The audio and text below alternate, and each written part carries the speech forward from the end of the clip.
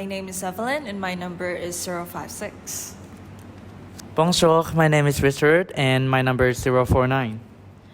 My name is Pimchanok and my number is 038. Hello, my name is Tiffany and my number is 075.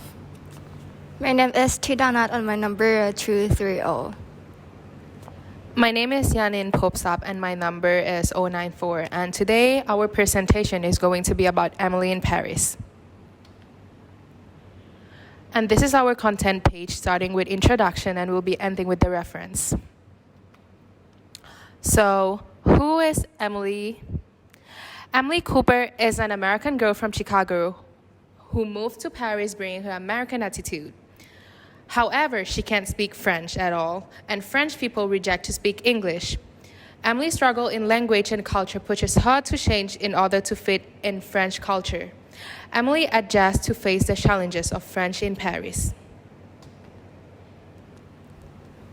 And here's an example, varieties of English. The film demonstrates the varieties of English by dividing people into two groups. First is Emily and her American colleagues, and another is her French friend in her new firm.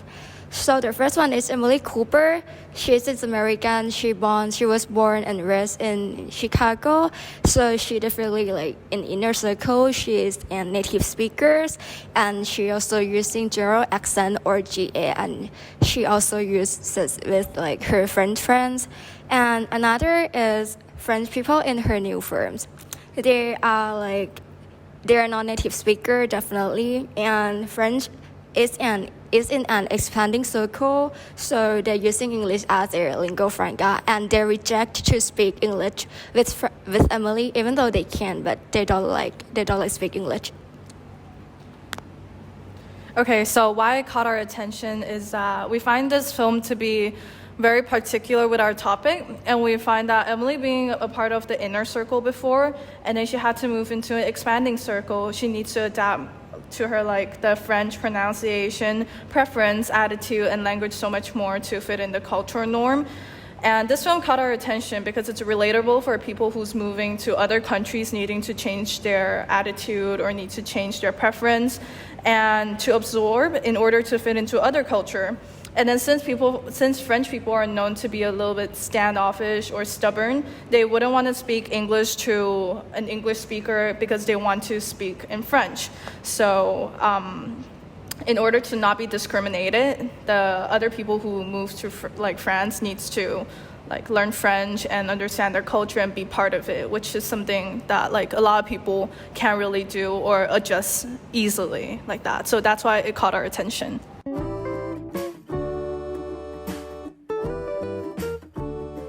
Unless I missed something, you don't speak French. Fake it till you make it. First, let me apologize for speaking English. No, Patricia doesn't speak English. Patricia, je voudrais partager quelques idées sur la manière dont nous pourrions améliorer l'engagement des médias. Non. Bonjour. Je vous attendais pas avant demain? I have some ideas about marketing Delors that I would like to share with you. Delors. Delors. Delors. Delors. Delors. Delors. Delors. Delors. Delors. Delors.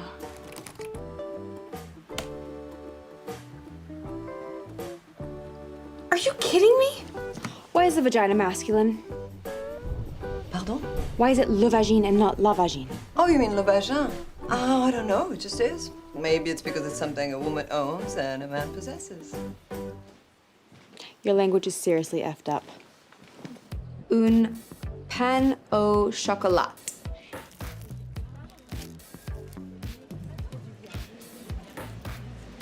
Oh my God.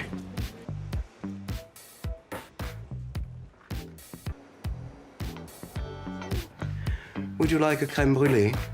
Oh, no, thank you. No, not to eat. You just, Try it. It's very satisfying. Oh my God, I feel like Nicole Kidman in Moulin Rouge. You told French people this? No wonder they hate you. Oh, not just this. They disagree with everything I say. That's the French way. They're very disagreeable. In France, first the ground floor, then the first floor, then the second floor, and so on.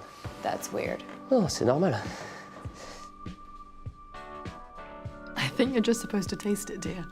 Oh, whoops. Gabrielle, you picked a really great wine. Oh, thank you. It's a small organic producer from Rioja. Excuse me, but the French are masters of social media. True. But Americans invented it, which is why I hope to become a valuable member of your team by adding an American point of view to your fabulous French clients. C'est une cata. Do you realize the city is laid out in circles? Like they deliberately designed it to confuse us. It's an illogical culture, but it's a beautiful one too. And you, visiting from the States? I live here now. Wow, I just heard myself say that out loud and I don't even believe me. I like Paris, but I'm not really sure Paris likes me. And maybe that's okay. I've spent my entire life wanting to be liked. That's a pretty miserable goal. So the next I am going to example about the conversation in the slide. So Emily said, Madame, the shower in my apartment just stopped working. Proof, just like that. And there's no more water.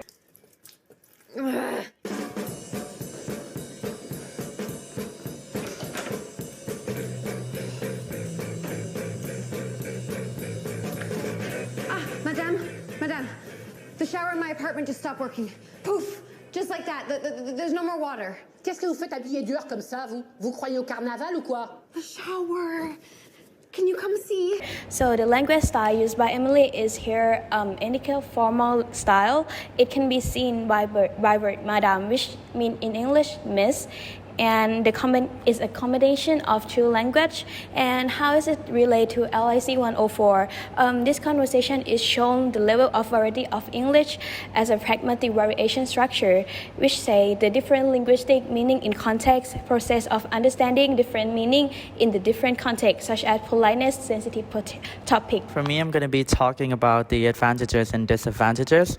First, Emily would gain knowledge of the world by moving to other countries and experienced how people actually are over there and possibly learning new languages in order to communicate as well. And to understand global English, the way French people uses English, and better by seeing how they communicate when Emily uses like the standard English. And moreover, Emily would be able to, face the culture shock and be more bearable with the culture shock that she might have faced in the future as well. And for the disadvantages, the perceptions from French people who are in the expanding circle toward Emily, who is native speaker, is like the people presume you can't speak any other language when you can. And it's just like they presume that Emily is shallow and stupid. And Emily got negative stereotypes from her French colleague as well, because French people idolize that everyone in the state has personalities similar to her, and that everyone in the native countries cannot speak any other languages. All right, and I'll be doing the opinion and as well as the conclusion part. Well, even though the film itself is coming straight right from the stereotype of French people in general, it clearly shows the role of how important English is as an international language.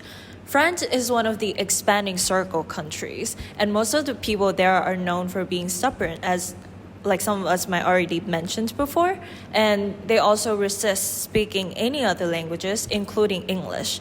However, eventually, in order to form a successful communication, they choose to speak English with Emily.